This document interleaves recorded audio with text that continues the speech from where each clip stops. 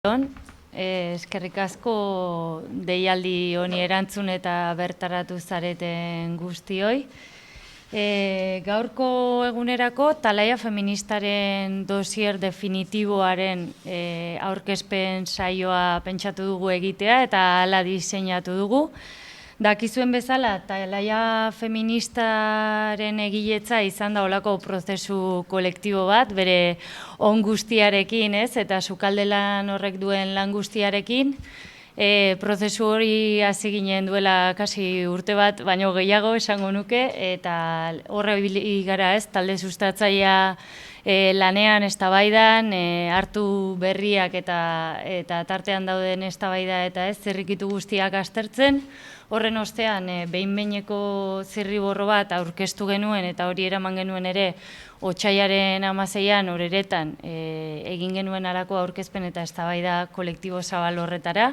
170 emakume feminista, soberanista bildu ginela, baina ez da bakarrik zenbaki kuantitatibo bat, baizik eta ze kalitatea zegoen horrez eta ze jende parte hartzen zuenak ere egin zuen guk nolabait zirriborratutako horren gainean kriston ekarpenak egotea, eta hori jaso dugu, hortik ondorio batzuk ateratzen saiatu gara aste hauetan zehar, eta gomendio batzuk ere idazten edo interpelazio modu batzuk idazten. Hori da aurkeztuko duguna, bi zati horiek izango ditu gaurko lan saioak, lehenengo ardatzetan sartuko gara labur bada ere, eta ardatz bakoitzeko izango dugu kide bat hori aurkezpen hori egingo duena, eta bigarren zatian ondorioak eta gomendioaren atalari helduko diogu. Gero galderetarako tarte bat irekiko dugu ere bai, edo galderak, hausnarketak edo zerbait baldin badaukazue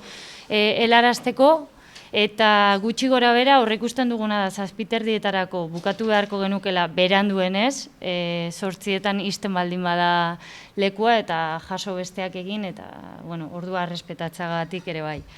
Hau esan da, ardatzen azalpenean sartuko gara, hasiko gara eta ezen hasteko irakurriko dute guraldiaren iragarpena Mirene Begiristainek egingo digu, bizitzaren garestitzearen atalari buruz Amaia Perez Orozkok egingo digu aurkezpen bat, greba feminista orokorrari buruz Jule Goikoetxea arituko zaigu, indarkeria matxistari buruz Aiora Epeldek egingo digu aurkezpena, eta bigarren zatirako ondorioak eta gomendioi buruz Maider Barrañano izango dugu gurekin eta berak egingo digu aurkezpena. Hau esan da, hasiko garaia edukietan mamitu eta ateratzen bai.